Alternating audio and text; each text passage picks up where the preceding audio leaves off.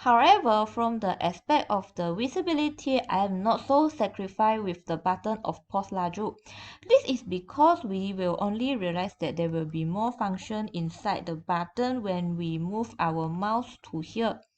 If compared to the website of the J&T Express and also the GDEX Express, we will directly see an arrow significant here, so we know that there will be more function inside the button.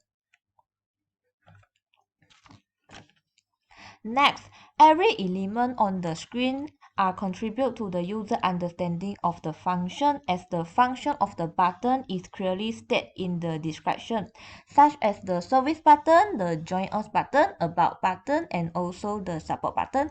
And for the login button, we know that the user can log into the website, or also the user can register as a new user.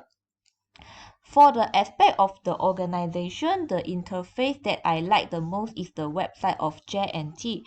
This is because we can see the main functions such as trace and track, shipping rate, delivery time, find all location, and the function of prohibited at the main page of the J&T website.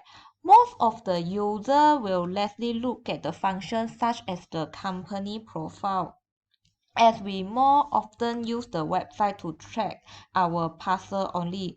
So I will more prefer the website that help us to save our time. The website of the GDEX is also excellent, as the e-tracking is on the main page of the website.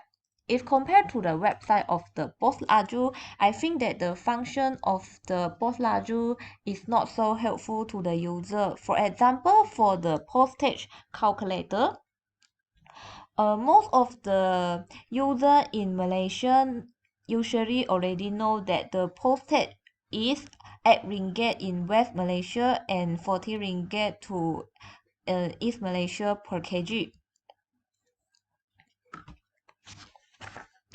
Next, for the user navigation, the interface of the J&T Express is good because there will be a language button here for user to choose whether for the English, Malay, or also the Mandarin language for them to easier to understand the content of the website.